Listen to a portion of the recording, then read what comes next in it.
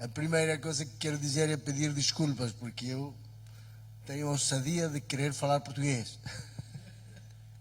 Há bocadinho, uns dias atrás, há 2 meses atrás, cheguei nas Ilhas Açores. Em Açores há que falar açoriano. E então estava a me desculpar com uma colega. Eu peço desculpas que o meu português não é bom. Ela me disse: o seu português está muito bom. Eu não acreditei, porque ela é búlgara. Então não era muito confiável. Mas ela estava a tentar elogiar e dizer que ela conseguia perceber. Sabem, eu tenho pedido ao Senhor o dom de línguas. Mas hoje ainda não chegou. Então quero dizer que você tem que fazer um esforço, tentar perceber aquilo que eu vou dizer. A segunda coisa que quero dizer é que amamos o pastor Elias, a sua esposa Wanda e os seus meninos. A David conheci hoje, porque, segundo a irmã Isabela, há 11 anos que eu não vinha por cá. Quando eu vim, vocês estavam quase a conversar, porque isto tinha caído. Nós não nos reunimos cá, fomos num outro salão, que também não estava muito grande coisa, estava nos inícios. Agora entramos lá por trás e isto é tão bonito que eu pensei que era o templo central. Eu disse: não é.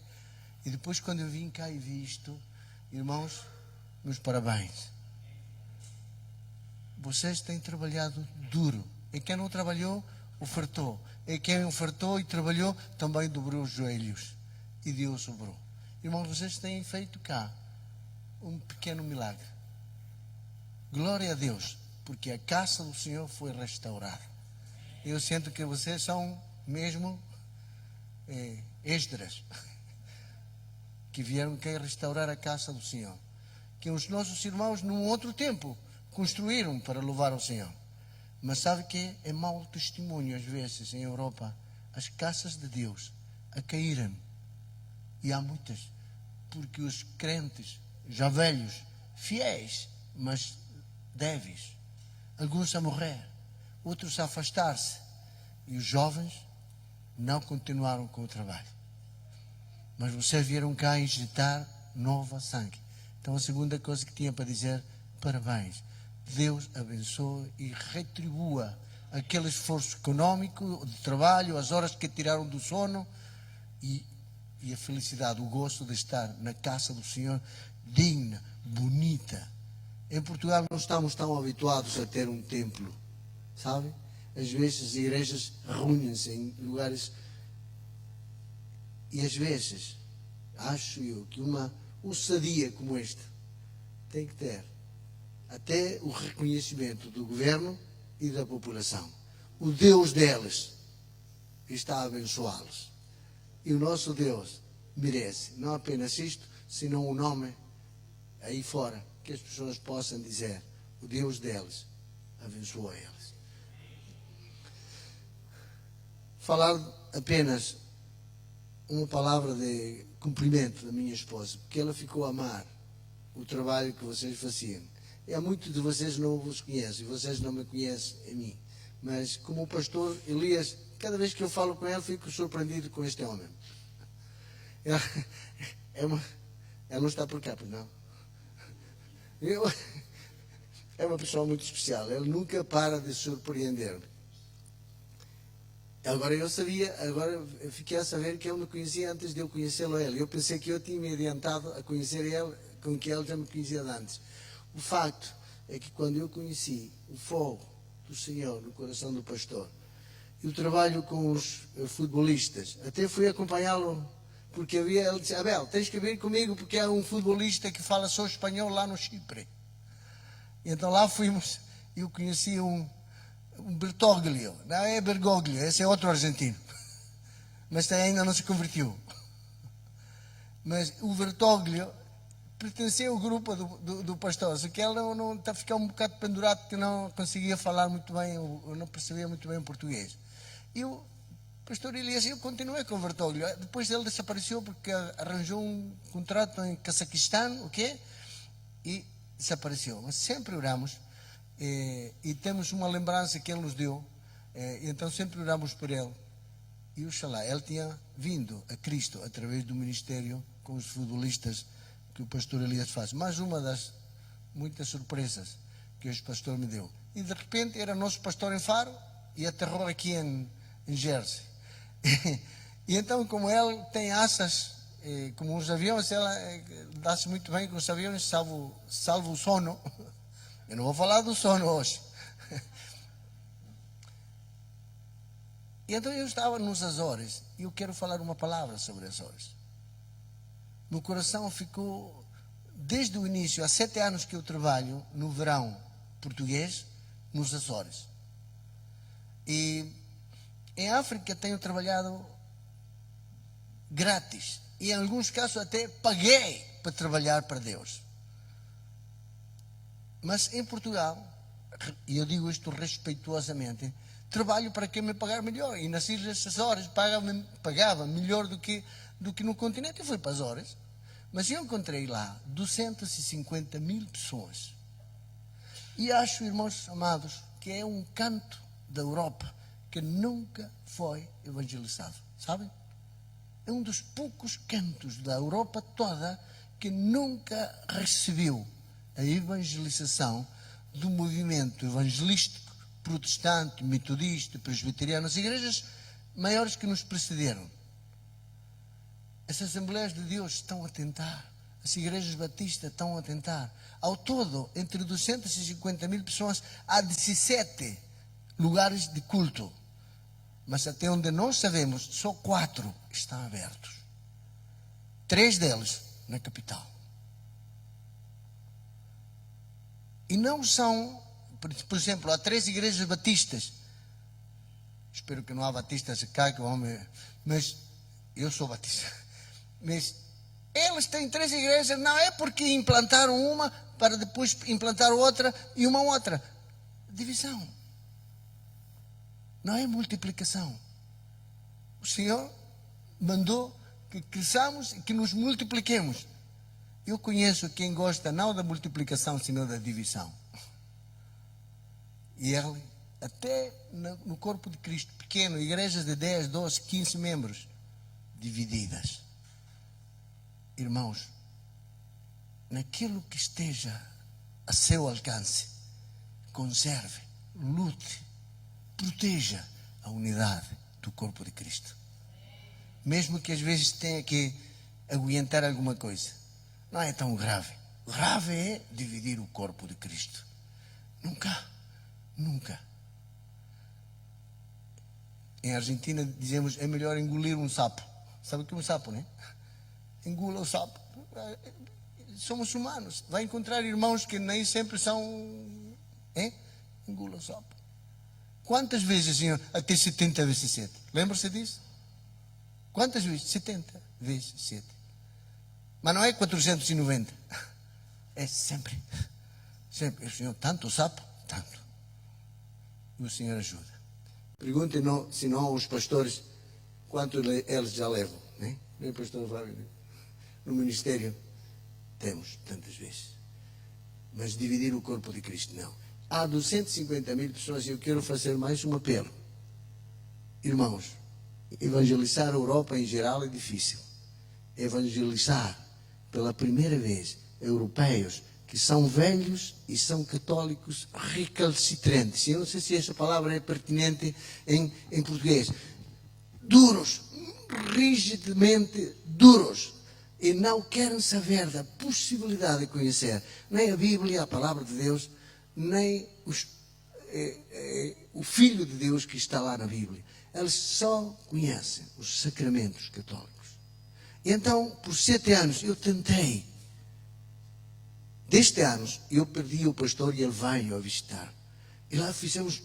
Eu fiz num fim de semana, com o pastor Elias, mais do que eu tenho feito nesses 7 anos que eu tenho ido lá.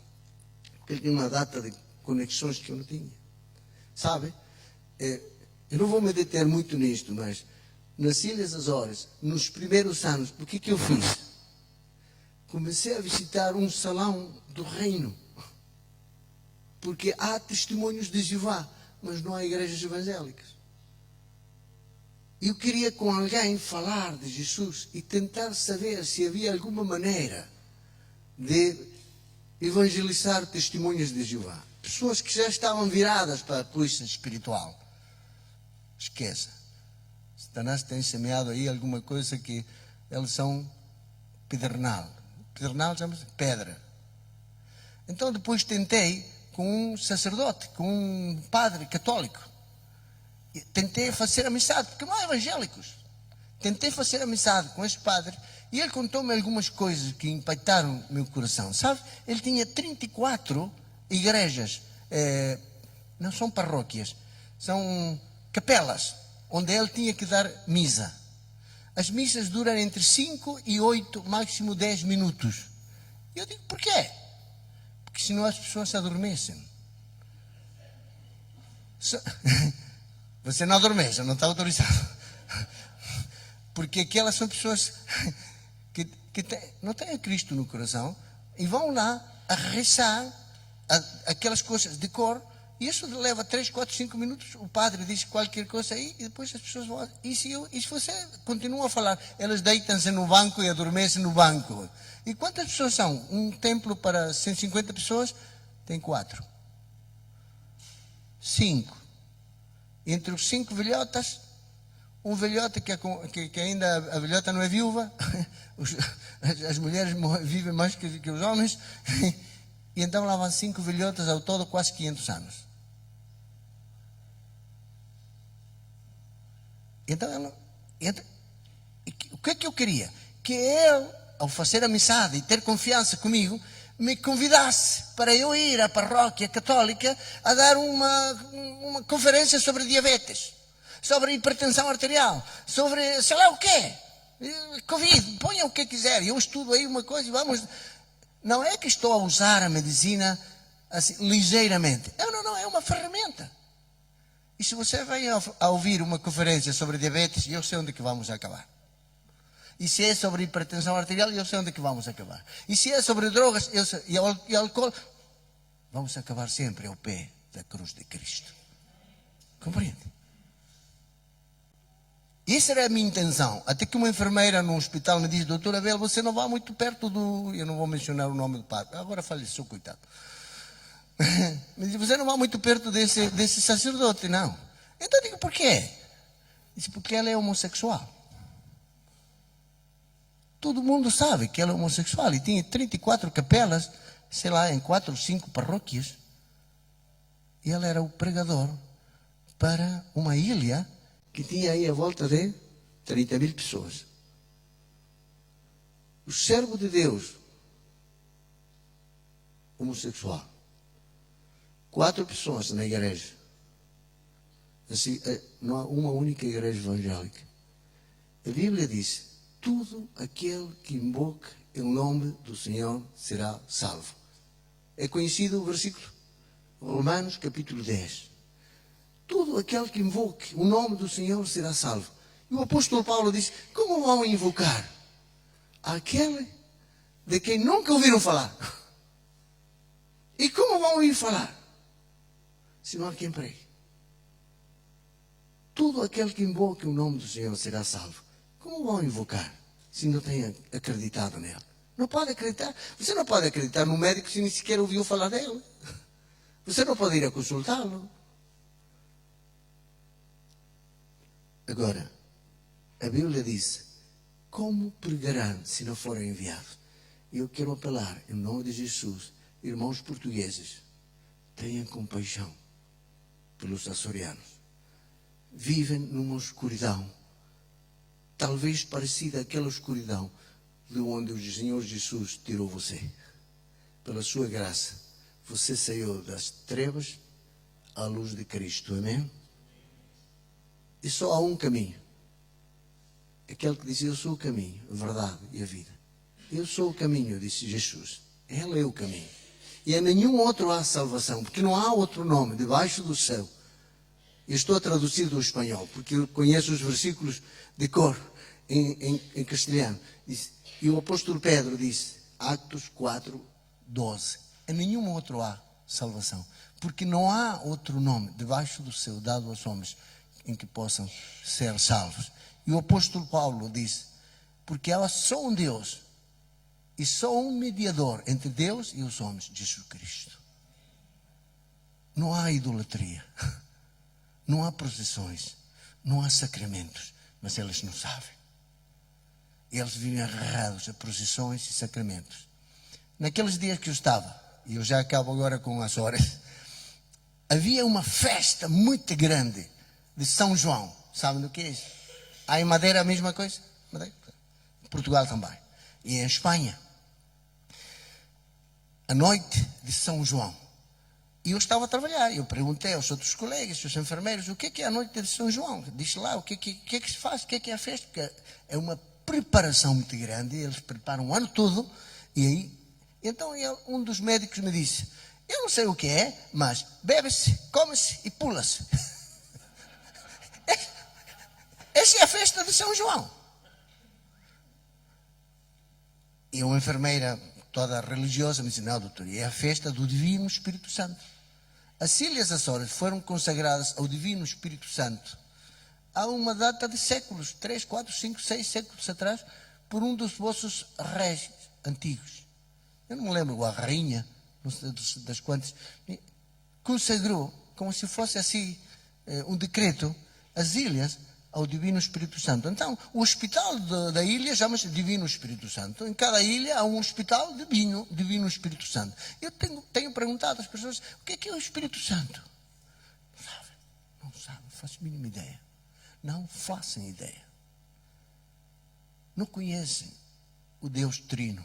Não conhecem sua palavra. Como invocarão aquele em quem não têm acreditado? Como poderão acreditar aquele de quem nunca ouviram falar? Como vão ouvir se não há quem pregue? Mas eu pergunto, em nome de Jesus, é verdade que não há quem pregue? É verdade. Igreja de irmãos portugueses em Jersey, tenham compaixão de 250 mil açorianos. Levantem-se, jovens, crianças, preparemos elas, assim como estão a preparar-se nossos jovens. Tenhamos compaixão deles. São compatriotas que estão caminho do inferno. Com a minha esposa nós costumamos dizer, se ouviram e recusaram o caminho, a verdade e a vida, se ouviram e recusaram, o problema é deles. Parece cruel, mas é verdade. Mas se não ouviram, o problema é meu. Se não ouviram, o problema é nosso. Porque Paulo disse, como pregarão se não forem enviados? A igreja tem a missão de levantar, capacitar, preparar, enviar, sustentar obreiros que vão a semear a palavra de Deus. Alguém levou-te aos pés de Cristo. Alguém falou-te de Jesus. Alguém amou a tua alma. Alguém se preocupou pela tua perdição eterna. Alguém quis que sejas salvo. E tu aceitaste. E hoje, teu nome está escrito no livro da vida. Mas a Bíblia diz, aquele cujo nome não foi achado escrito no livro da vida, foi deitado no lago que arde com fogo e enxofre. Não é palavra minha, é palavra de Deus. É Apocalipse. Aquele dia final do juízo, onde os livros serão abertos. E a Bíblia diz que o único digno era o Cordeiro de abrir o livro e desatar seus selos.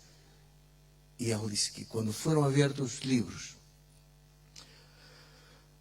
houve um grande silêncio no céu. O céu estava a honrar as orações dos santos. Gabriel estava a exaltar o valor da oração. Quantas velhotas na minha igreja, e não só velhotes, têm apoiado por anos nosso ministério, por mais de 30 anos em África. Eu tenho uma velhota que tem agora 96 anos, e eu chamo ela imortal. A cabecita dela está no seu sítio. Imagine que quando eu tinha 11 anos, ela era minha maestra, minha professora da escola dominical. Tem 96 anos e ainda dobra os seus joelhos. Ela dobra os joelhos e depois nós, entre todos, temos que esticar os joelhos. Coita. mas estou a honrar uma mulher que tem sustentado nossa vida em oração por anos. Por anos. Então você não pense que é perder o tempo de semear com paixão pelas almas no coração das crianças. Vamos instruir os nossos filhos para que não apenas amem a Deus, senão para que tenham compaixão pelos perdidos. Eu estou a apelar ao coração bondoso de portugueses para que se preocupem, para que orem, para que ofertem, para que vão a pregar o Evangelho a 250 mil portugueses que estão lá. É verdade que há que aprender novamente um outro idioma, chama-se açoriano, mas quem é que disse que não podemos? Mentira do diabo, podemos. E agora já vi que vocês estão a dar uma metástase. Em medicina chamamos metástases aquelas sucursais que os tumores dão. Vocês não são um tumor. E a metástase, se calhar, não é a melhor palavra, mas é descritiva. Porque é uma sucursal daqui que está a nascer, está a crescer, está a brotar em Madeira. Deus abençoe o trabalho missionário na Madeira e o Senhor dê graça e crescimento. Mas pronto, fiquem carregados. Porque antes de parir um filho, aqui está grávido. Oxalá a igreja fique grávida e daqui a tempos possa parir um filho também nas Ilhas Açores. Amém? Em nome de Jesus. Eu paro aqui com as horas. Eu queria simplesmente contar um versículo da palavra de Deus com vocês. Abra sua Bíblia, por favor. Meu pastor disse, como todo mundo agora encende o telemóvel, ele disse, encendam as suas Bíblias. Busque, por favor, comigo o Evangelho segundo São Lucas.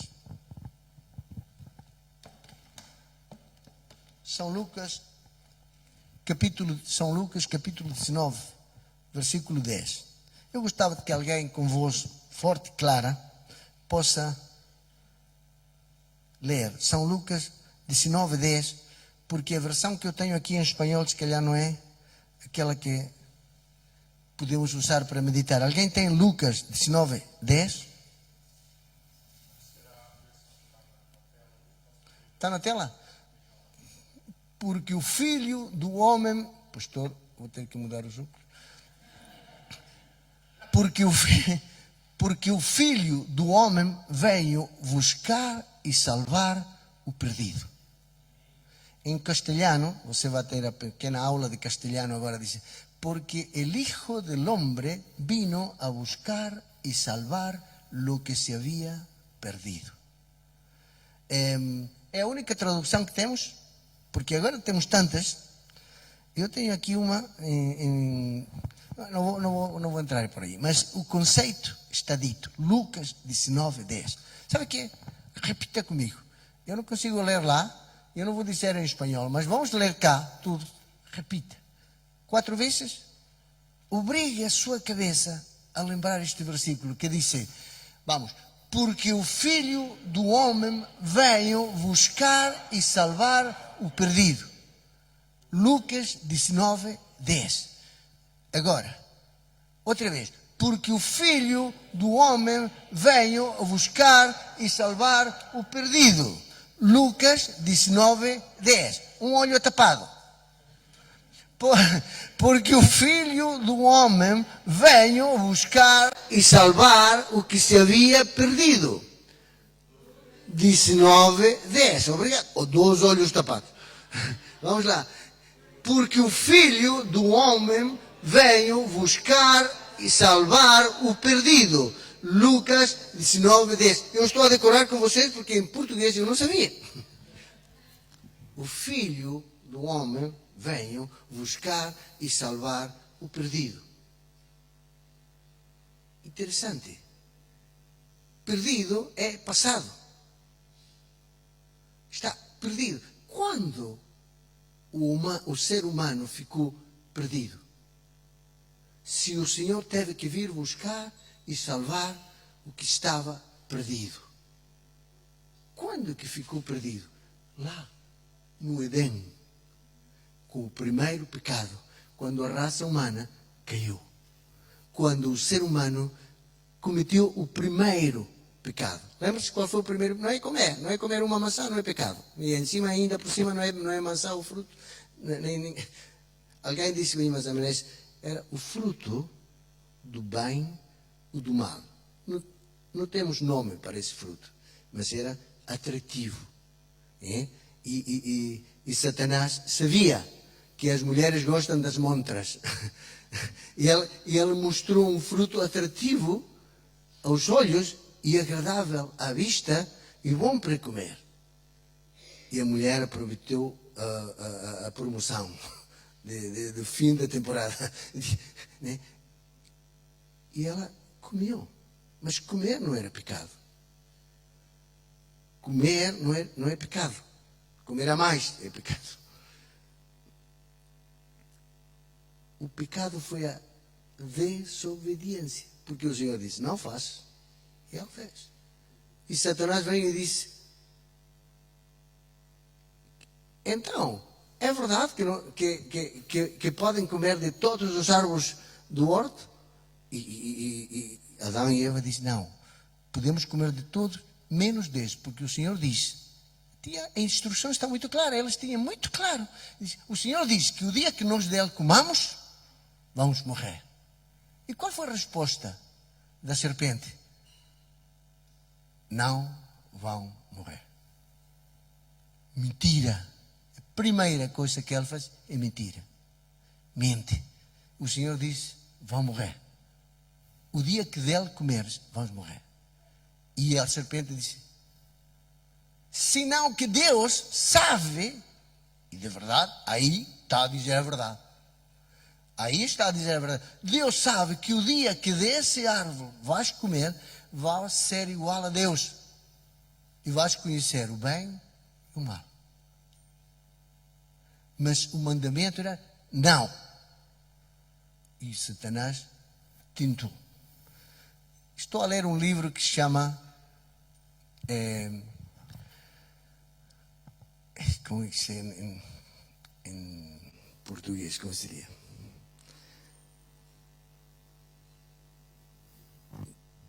A ausência do Adão. A pergunta é, onde que estava Adão? Porque a sua esposa lidou com a tentação e caiu.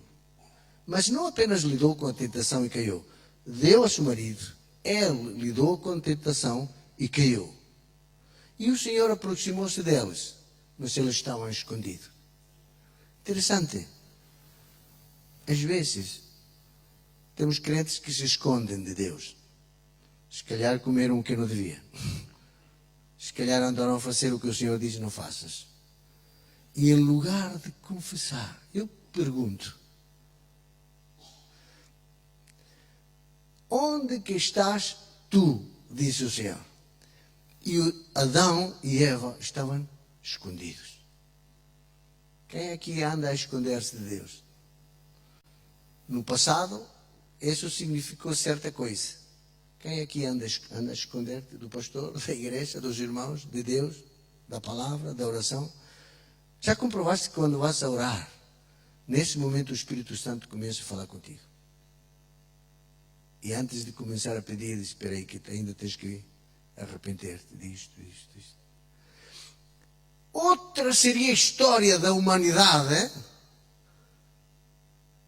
se as respostas de Adão tivessem sido corretas. Onde que estás tu? E Adão disse, olha o que disse, ouvi a tua voz no horto. Tive medo. Desculpem os verbos. Tive medo. E me escondi porque estava nu. Tudo isso, disse Adão. E tudo é certo. Às vezes os crentes andam a ouvir a voz do Senhor. E se escondem. E o Senhor disse, quem é que te disse? Quem é que te contou que estavas nu? Faz-me lembrar da minha nora, a esposa do nosso filho, a nossa filha. A menina, a nossa netinha, tem 2 anos e meio. E pega na caneta, e na geleira, na parede, não é? E então a mãe pergunta, quem é que é? E ela, a mãe está a dar oportunidade a ela a dizer, e ela diz, não sei. Parece que é de nascença no ser humano. Outra teria sido a história, se quando o Senhor faz aquela pergunta retórica, o Senhor sabia muito bem, o Senhor sabe tudo, sabia o que tinha acontecido.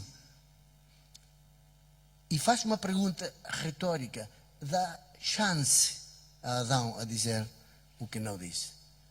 Eu não sei o que daria, e talvez eu teria feito a mesma coisa, mas o que eu dera, porque Adão e Eva tivessem dito, é verdade, Senhor, nós metimos a pata na poça, fizemos aquilo que tu proibiste, consegues perdoar? O que é que faz Deus nesses casos? O que é que tem feito contigo quando tu dizes isso? Em lugar de esconder-te, ter medo, fugir. Quando tu tens sido de joelhos diante do nosso Deus, o que é que Ele tem dito para ti? Ele nunca disse, fora daqui. Ele é amplo em perdoar. E nos ensina a perdoar. Às vezes a igreja falta treino em perdoar. Os irmãos nos falta treino em perdoar. Mas outra seria a história da humanidade se houvesse confissão, arrependimento, pedido de perdão. Então vem restauração. Conhece essa palavra? Mas não aconteceu. E desde aí, desde que aconteceu isso, que foram castigados, o resto da história tu conheces, desde aí Deus poderá ter castigado o homem, mas nunca deixou de amá-lo. Como um pai que castiga seu filho, mas não deixa de amá-lo. E então, a história da humanidade é a história de um Deus à procura de reconciliação com seus filhos. E vieram diferentes planos. Adão tinha falhado. Noé falhou. Abraão. E tantas vezes o Senhor falou de tantas maneiras. O povo de Israel falhou. Até que a Bíblia diz, no passado Deus, tendo falado de muitas maneiras, pelos profetas, nos últimos tempos nos tem falado através de seu Filho. E olha que foi seu Filho que veio a buscar e salvar o perdido. E no momento Jesus disse, assim como o Pai me enviou, a quê? A buscar e salvar o perdido. Assim eu vos envio. Portanto, vão e façam discípulos a todas as nações. Alguém pode me ajudar agora com Mateus capítulo 28, versículo 18 e 19. O Senhor Jesus disse, assim como o Pai me enviou, a quê? A buscar e salvar o perdido. Assim eu vos envio. Vão e façam discípulos a todas as nações. Sabe o quê? Eu tinha algumas fotografias para mostrar, mas não deu. Já vamos ver. Mas há uma boa parte do planeta, não apenas as Ilhas Açores, uma grande parte do planeta onde a Igreja de Cristo ainda nunca pregou o nome do Senhor. Eu não vim cá hoje para falar dos fulanes, senão para trazer uma palavra que o Senhor colocou no meu coração. Se calhar o Senhor está a dizer alguma coisa que alguém precisa de ouvir, em relação com o arrependimento, com perdão, com pedir perdão, com restauração. E o Senhor restaura. Disse, Mateus capítulo 28, versículo 18 e 19. Mateus capítulo 28,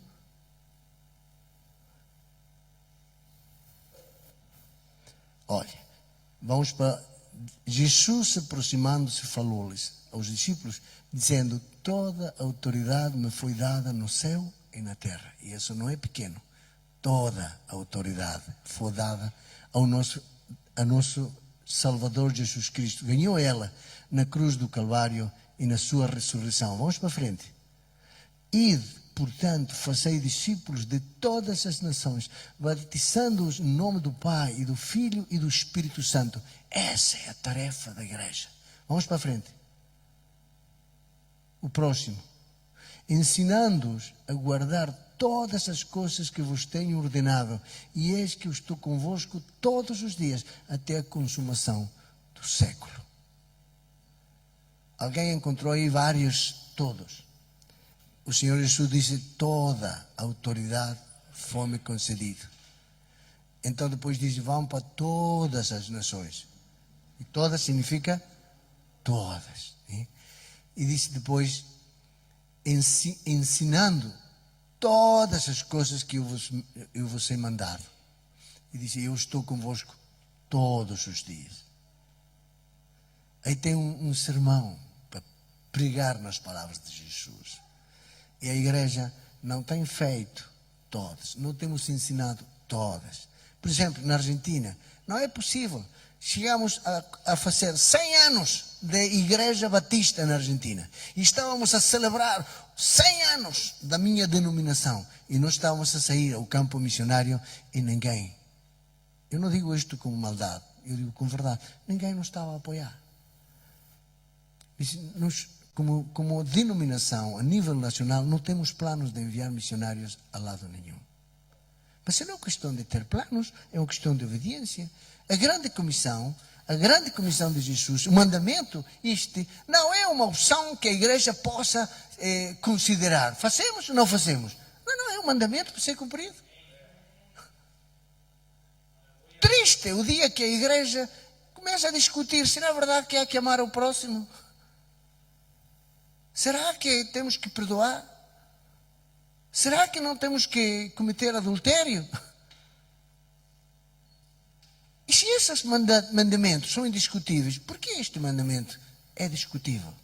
E sobretudo, levamos 2000 anos e uma grande parte da humanidade nunca ouviu falar o nome, que é sobre todo o nome. Ontem, no culto, estávamos a compartilhar com os irmãos. Há pessoas que recusam, sabe? Eu falei hoje das Ilhas Azores. Há pessoas que recusam 50, 200, 300 vezes que você pregue de Cristo. Eles não querem. Não insista. Não perca o seu tempo. Busquemos a maneira de gastar nosso esforço, nosso tempo, para que aqueles que nunca ouviram possam ouvir pelo menos uma vez. Eu acho às vezes a igreja demasiado ocupada em pregar aos cabeça dura. Eu não sei se disse isso em português. Em espanhol disse. Uma pessoa não quer ouvir. Não quer ouvir, não quer receber, é seu problema. Se não ouviu, é meu problema. Eu tenho que ir aonde nunca foi pregado o nome de Jesus Cristo. Paulo dizia isso. Dizia, eu quero ir anunciar a Cristo onde ele nunca foi anunciado, para não edificar sobre o fundamento do alheio. É tão difícil essa palavra. Quis compartilhar consigo, porque o Senhor disse que o Filho do Homem veio a buscar e salvar o que se havia perdido. Lucas 19:10. Mande a sua cabeça que guarde isso, porque é a declaração de Jesus Cristo. Tem referência ao Edém, aquela queda da raça da qual falamos. E outra teria sido a história, se nesse momento que só havia um pecador e a sua mulher, um casal pecador, o evangelismo teria sido aí, e o Senhor deu oportunidade e eles não aproveitaram. Outra seria isto, mas não foi. E o Senhor veio depois de ter tentado de muitas maneiras, e por culpas humanas os planos de Deus fracassaram uma e outra vez. Eu falei em Noé, falei em Abraão, falei no povo de Israel, falei.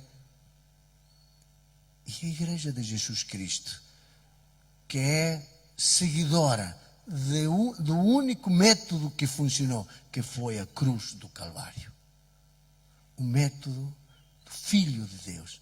Ele disse que, tendo falado de muitas maneiras, finalmente enviou o seu Filho, que amou o mundo de tal maneira que enviou seu Filho, para que todo aquele que nele crê não pereça, mas tenha vida eterna. Mas que é interessante, porque diz, porque não enviou Deus, João 3,17, a seu Filho a condenar o mundo, senão para que o mundo seja salvo por ele. Por que não mandou a condenar? Porque o mundo já estava condenado lá no Éden. Por isso estava perdido. Por isso o Filho do Homem veio a buscar e salvar o que tinha perdido. E Deus não enviou seu Filho para condená-lo. Isso já estava feito no Éden. Não era para condenar o mundo, senão para que o mundo seja salvo por ele. E João 3,18, quem nele crê não é condenado, mas quem não crê já está condenado lá no Éden.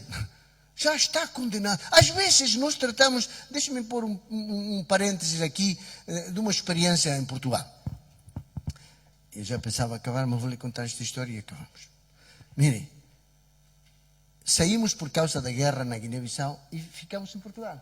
E comecei a trabalhar como médico, de uma forma também miraculosa. Eu demorei, sei lá, 20 ou 30 ou 40 dias. A minha esposa sabe de números, eu sei de história, de medicina. E, entretanto, ela é quem me ajudou a fazer, porque havia que fazer tantos papéis, que eu disse, não, Patrícia, deixa estar, eu não quero fazer tantos trâmites, eu quero voltar para a África e trabalhar como médico. Em África nunca mostrei meu diploma a ninguém, nunca me pediram. Poderia não ter sido médico, isso está mal, não é? Mas elas nunca me pediram, sempre acreditaram que eu era médico e sou.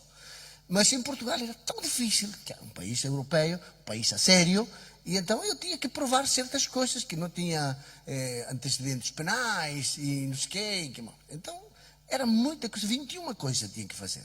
Eu deixei aquele papel em casa e fui para a África a ver como é que estavam os nossos irmãos que tínhamos saído por causa da guerra. Quando voltei, a minha esposa tinha arrumado quase tudo e apresentei os papéis em poucos dias de era médico em Portugal. Isso foi muito bom porque até agora isso tem ajudado a sustentar nosso trabalho missionário. E eu animo os jovens que querem servir o Senhor, tenham uma profissão. Paulo tinha a sua. É bom que a igreja possa sustentar os obreiros, os seus pastores. Mas quando enviamos missionários, é bom que o missionário tenha uma ferramenta que possa não apenas ajudar o esforço da igreja, porque as nossas igrejas não são assim tão poderosas, tão grandes. Deus é poderoso, não, nem tanto. Mas, quando há uma profissão, como no caso meu, eu trabalhar 2 meses nas Ilhas Açores permite-me trabalhar o ano todo grátis em África. Então imagine. Bom, eu comecei a trabalhar em Portugal e os nossos filhos começaram a estudar em Portugal. E um dia de manhã, a ler a Bíblia muito rapidamente, Mateus 25. E a Patrícia lê, disse, porque eu tive fome e me deste de comer, eu estava nu e me deste roupa, e estava faminto e me alimentaste. E eu estava na prisão e vieste a visitar-me. E nós falamos, a orar rapidamente, enquanto bebíamos um chimarrão rápido para ir trabalhar. Eu orei assim, Senhor, tantas pessoas sem roupa em África que podíamos dar. Uma vez chegou um barco evangélico, o barco Logos, e deixou-me um quarto cheio de roupa. E então nos dávamos roupa às pessoas muitas vezes. Alimentos, tantas vezes. E doentes, tantas vezes. Mas isto, Senhor, isto dos preços nunca passou pela nossa cabeça, nunca tratamos como prisioneiros. Bom, oramos rapidamente e a trabalhar. Não passou meia hora num hospital, chega um médico ao pé de mim e me disse, olha, Bel, tu que és estrangeiro, ando à procura de um médico estrangeiro que quer fazer um trabalho. Qual? Ele diz, olha, é um trabalho numa prisão.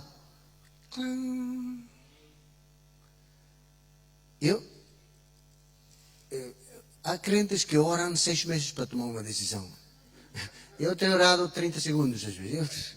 São diferenças, pessoas com pessoas. Há pessoas que oram anos,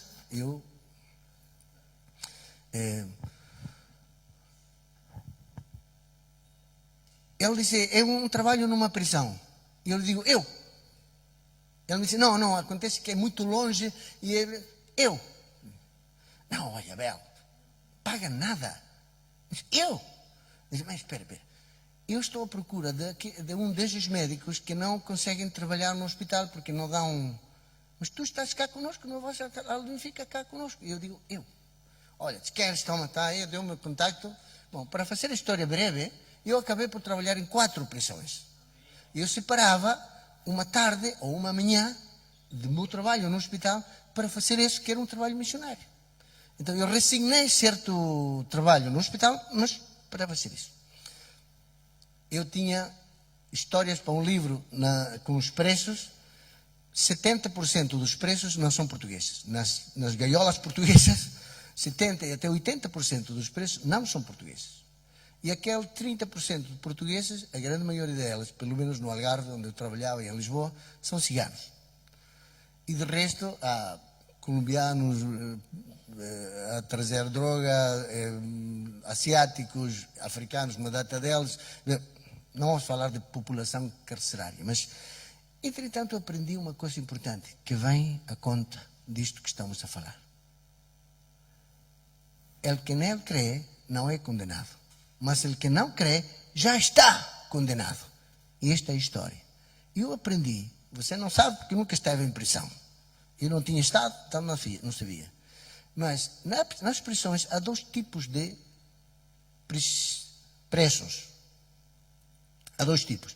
Aqueles que estão em prisão preventiva, à espera de que um dia chegue o dia do juízo, que o juiz ou a juíza ou o tribunal vão julgá-lo e vão ditar uma sentença sobre o delito que levou eles à gaiola.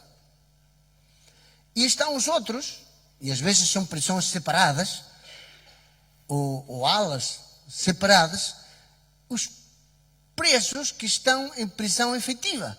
Aqueles que já passaram pelo juízo, já foram condenados, já têm sua sentença e eles só pensam no dia, eles sabem que vão sair o 30 de agosto de 2029.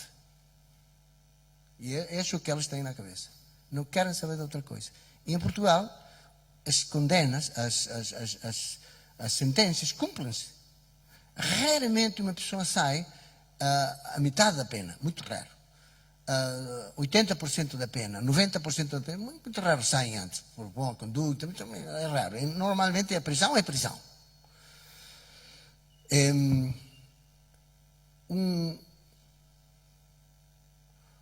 Um conceito que eu não sabia, que os que estão em prisão efetiva não têm esperança.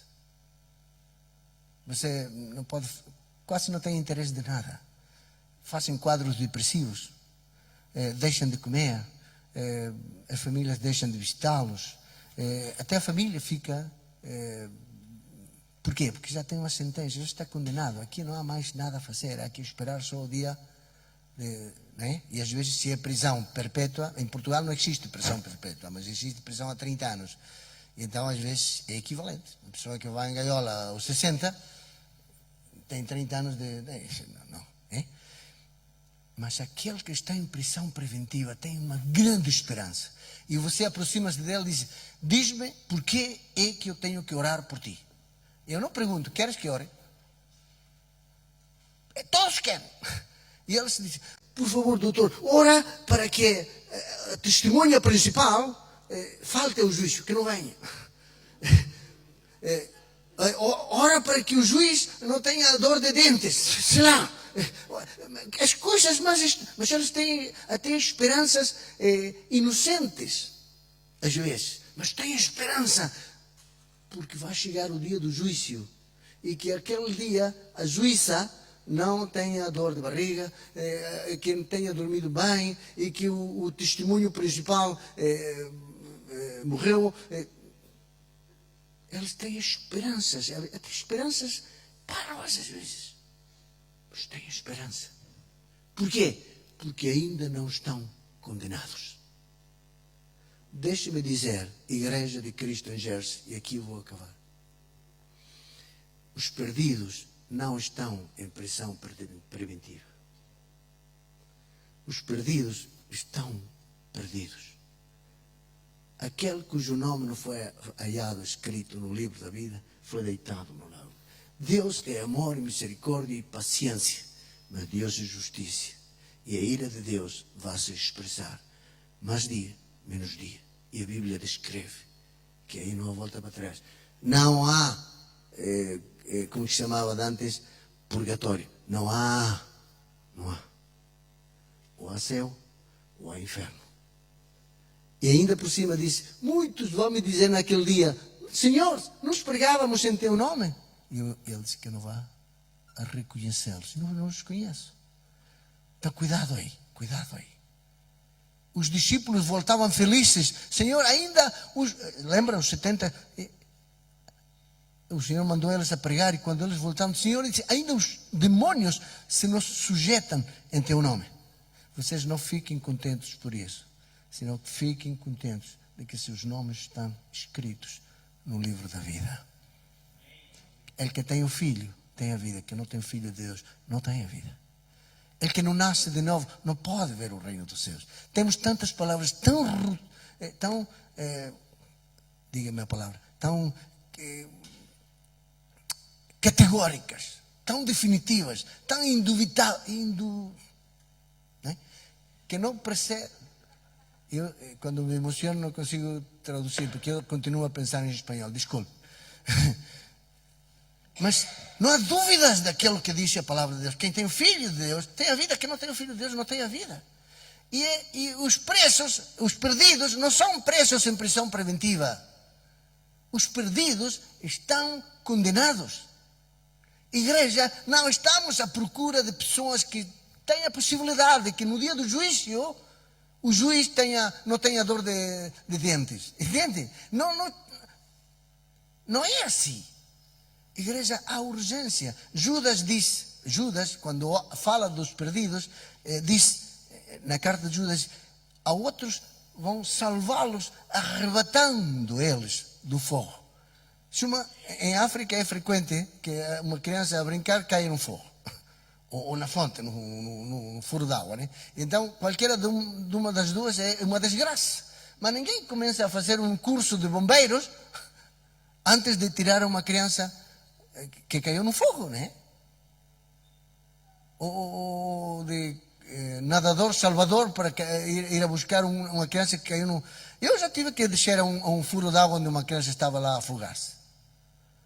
Você deite-se com a rolana aí, com a corda e tenta arriscar a sua própria vida. Então, eu não digo que saiamos assim, malucos, mas não há tempo. Não há tempo. Os açorianos que morrem sem haver ouvido de Jesus Cristo são uma responsabilidade da igreja e da igreja portuguesa.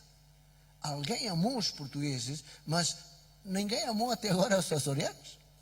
Os católicos levaram idolatria e ninguém de vocês entrou no reino dos céus através da idolatria católica. Eu não tenho nada em contra dos católicos, porque não consigo ter coisas a favor. A maior parte de vocês não eram muçulmanos, não eram hinduístas. Antes de vir para Jesus Cristo, eram católicos. E estavam na escuridade. Estou a falar de chinês? Diga-me amém. Então estou simplesmente a dizer, irmãos, estão perdidos, estão condenados, não estão em prisão preventiva. Eu quero apelar à igreja, em nome de Jesus. Quero carregar a igreja com a carga que nós sentimos pelos perdidos. Mas eu tenho uma especial inclinação e uma especial carga pelos perdidos. Nem todos os perdidos me produzem a mesma compaixão. Se você ouviu falar de Jesus Cristo e não quis aceitá-lo, eu tenho amor por si, mas não tenho tempo. E se a próxima vez você quiser ouvir dele e me dizer, eu vou deixar tudo, eu vou falar, até que você possa vir a Cristo. Mas se você não, em espanhol, em Argentina, dizemos, el que não chora, não mama. Porque o bebê chora, então a mãe dá a mama. Se você não chora, mama. Mas aquelas outras pessoas que não sabem, como os de Nínive, se lembra? Que não sabem diferenciar a sua mão direita da sua mão esquerda. Quem é que vai ter compaixão por eles? No dia sábado vamos falar dos fulanes, talvez no domingo. Os fulanes são povos muçulmanos nunca evangelizados. Já nos aconteceu perguntar numa aldeia se conhecem Jesus. E eles dizem, aqui não mora ninguém com esse nome. Imagine. Como poderão invocar aquele que não tem acreditado? Como poderão acreditar em aquele de que nunca têm ouvido falar? A responsabilidade da igreja, meus irmãos, é falar, pregar. Vão por todo o mundo pregar o Evangelho. Vamos tentar. Pai, no nome de Jesus, eu quero nesta noite pedir a tua graça sobre a palavra dada. Venha sobre nós o teu reino e seja feita a tua vontade. Eu sou grato a ti, Senhor, por estar neste lugar, mas peço que tu possas usar a mensagem no coração dos irmãos para levantar uma igreja que ora, que se compadece, que oferta de acordo às suas possibilidades e ainda além das suas possibilidades. E pessoas, homens e mulheres corajosos que estejam dispostos a dizer, Senhor, eis-me aqui, envia-me a mim, envia-me a mim, envia-me a mim. Haverá nesta igreja, nesta noite, haverá, Senhor, alguém que esteja disposto a dizer, Senhor, há tempos que tu me chamas, há tempos que eu estou a adiar uma decisão em relação àquele chamado que tu estás a fazer ao meu coração. Talvez o Espírito Santo venha a bater no teu coração hoje, novamente, a dizer, até quando vais adiar? Eu estou a chamar-te, até quando? Estou a chamar-te para ir a capacitar-te no seminário bíblico, como o Gabriel, como o Josso, como a Beatriz, como já fizeram os pastores que nos lideram. Talvez o Senhor está a chamar-te para servir numa outra área. Talvez simplesmente o Senhor está a dizer, tens que mudar de lugar, tens que mudar de trabalho, tens que emigrar. Ora ao Senhor e livra o Senhor de influências humanas, mas toma decisões espirituais diante de Deus. Uma vez eu tive que renunciar a ser médico no meu país. E eu disse, Senhor, eu quero ser médico nas tuas mãos. Eu te convido, neste dia, nesta noite, a que tu tomes uma decisão da qual eu nunca me arrependi. E oro por tua vida, por tua decisão, em poderoso nome do Senhor Jesus Cristo. Amém.